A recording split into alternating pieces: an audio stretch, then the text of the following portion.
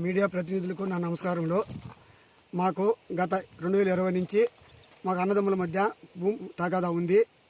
దీంట్లో మా అన్న పెద్దవాడు, నేను లాస్ట్ వాడిని. ముగ్గురం ఒక తల్లి బిడ్డలమైన 2020 నుంచి కలెక్టర్ల గారులకు, ఎంఆర్ఓ గారులకు, ఆర్డీఓ గారులకు, గ్రామ సర్వేల గారులకు, వీఆర్ఓలకు అందరికీ దండం పెట్టాను. నా భూమి నాకు కొలిపించి ప్రభుత్వ రస్తా నుండి నా రిజిస్టర్ భూమికి దారి ఇప్పించమని ప్రతి ఒక్క అధికారిని ఏడుకున్నాను. కానీ ఇంతవరకు నాకు ఏ అధికారి కూడా న్యాయం చేయలేదు. కానీ సుబ్బయ్య అనే అతను భూమి కడుగు వచ్చే సుబ్బయ్య వాళ్ళ కుటుంబ సభ్యులు, కొడుకులు, కూతురు అందరూ కూడా వేట కొడవలు తీసుకొని దాడి చేసేదానికి నా మీద ప్రయత్నం చేసి దుర్భాషలు ఆడుతున్నారు. నాకు చిన్నపిల్లలు. ఇప్పుడు 2020 నుంచి కలెక్టర్ల గారికి అర్జీ పెట్టుకుంటా ఉన్నాను. ప్రతి ఒక్కరికి అర్జీలు పెట్టుకుంటా ఉన్నాను. నాకు ఇంతవరకు నా భూమి కొలిపేయడం కానీ, నా రిజిస్టర్ భూమికి ప్రభుత్వ రస్తా భూమి నుండి దారి ఇప్పడం కానీ ఇంతవరకు జరగలేదు. రీసెంట్గా పోయిన వారం శుక్రవారము నేను అప్పులకు తట్టుకోలేక నా భాగంలో 70 సెంట్లు లింగం సతీష్ గారికి అప్పు తీర్చుకోవడానికి అమ్ముకున్నాను. అతను నన్ను పొలం చీపీమని భూమి వద్దకు తొడుకొని దౌడు తీసుకువచ్చాడు. కంపెనీలు తొలగించుకొని కొలతలు వేసుకునేదానికి. ఆ రోజు సతీష్ వాళ్ళ కుటుంబ సభ్యులతో వస్తే వాళ్ళతో పాటు ఇద్దరు పెద్ద మనుషులు వచ్చారు. నరసింహరాజు అనే పెద్ద మనిషి వచ్చాడు మధ్యవర్తిగాను. అతని పైన కూడా లేనిపోని ఆరోపణలు కేవలం కల్పితం చేసి అతను గుండాలు దొరుకుని వచ్చాయని చెప్పి అతని మీద లేనిపోని ఆరోపణలు చేసి అతను కూడా అదే మీడియాలో పెట్టడం జరిగింది. అతను ఒక పెద్ద మనిషి. కానీ ఇప్పుడే కాదు, గత 4 సంవత్సరాల నుంచి ఆ నరసింహరాజు అనే అతను నాకు న్యాయం చేస్తున్నాడు. కానీ సుబ్బ ఇంటికి కూడా పోయి ఎందుకు ఈ అన్నదమ్ముల సమస్య, ఏదో 10 అడుగులు దారిస్తే 20 అడుగులు నీకు రిజిస్టర్ భూమి ఇస్తాడు కదా అని ఎన్నోసార్లు అతను కూడా చెప్పినాడు. కానీ వినలేదు. అతను నిబద్ధత గల వ్యక్తి నరసింహరాజు. ఒక ఎక్స్ఎంపీటీసీ ధర్మం పక్క నిలబడతాడు. అతని తప్పు ఏది లేదు.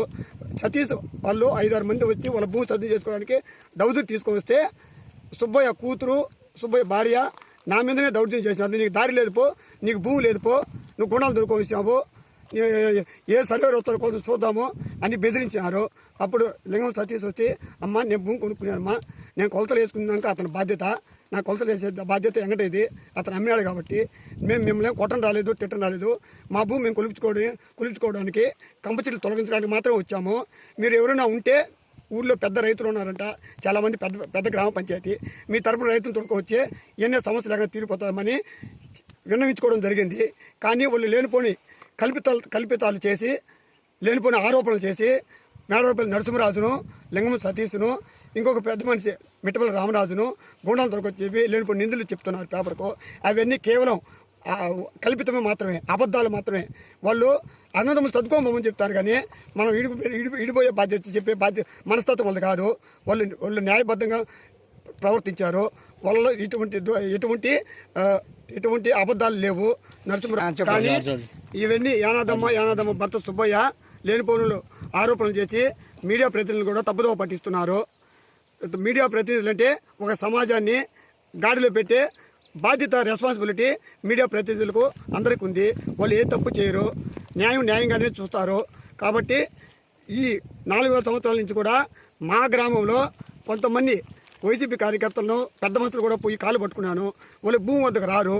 అక్కడ రెవెన్యూ డిపార్ట్మెంట్లోనూ అక్కడ మిగతా డిపార్ట్మెంట్లో కూడా మేనేజ్ చేసి సుబ్బయ్యకే ఒత్తాసు పలుకుతున్నారు. కానీ నాకు చిన్నప్పటి నుంచి నరసింహరాజు అనే అతను మాకు ఫ్యామిలీ ఫ్రెండ్గా ఉండి అధికారులు స్పందించి నాకు న్యాయం చేస్తారని నా భూమికి దిగే ప్రభుత్వ రస్తా నుండి దారి ఇప్పించి నా భార్య అయిన బైసమ్మ వెంకటసుబ్బ పేరుతో ఉన్న 2 ఎకరాల 8 సెంట్లు రిజిస్టర్ భూమి నాకు ఇప్పించి, నా కొలతలు వేసి, నా భూమిని నాకు ఇప్పించవలసిందిగా సపరేట్ చేసి కొలతలు వేసి నాకు న్యాయం చేయాల్సిందిగా మీడియా ప్రతినిధుల సహకారంతో మండల సర్వే సార్ను, ఎంఆర్ఓ సార్ను, కలెక్టర్ సార్ను, ఆర్డీఓ సార్ను, డిఐ సార్ను, కరెంటు డిపార్ట్మెంట్ కూడా వేడుకుంటున్నాను. కరెంటు డిపార్ట్మెంట్లో కూడా 2 సర్వీసులు, కరెంట్ సర్వీసులు ప్రభుత్వ రస్తాలు పెట్టి ఇంతవరకు ఆ కరెంట్ సర్వీసులు అతను సొంత భూములు పెట్టుకొని ఎన్నిసార్లు మొరపెట్టుకున్నా కరెంటు వాళ్ళు వినలేదు, నాకు న్యాయం చేయలేదు. ఇప్పుడైనా ఈ మీడియా ప్రతినిధుల ద్వారా, సార్ల ద్వారా నాకు న్యాయం చేసి నా భూమి నాకు కొలిపిస్తే నేను నేత పిల్లలు 2 పెళ్ళిడికి వచ్చిన ఆడపిల్లలు ఉన్నారు, చిన్న మగపిల్లలు ఉన్నారు. నా బ్రతుకు అగమ్యగోచరంగా తయారైంది. ఇప్పుడు నాకు ఆరోగ్యం దెబ్బతింది. 3 నెలలకు ఒకసారి హాస్పిటల్ పోయేదానికి కూడా డబ్బులు లేవు.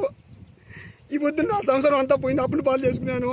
ఇప్పటికే నాకు స్పందించి అధికారులు నాకు న్యాయం చేస్తారని కోరుకుంటున్నాను. లేని ఎడల నా కుటుంబ సమేతంగా ఆత్మహత్య ఆత్మహత్య శరణ్యము ఇంక ఏ గతి లేదు మాకు.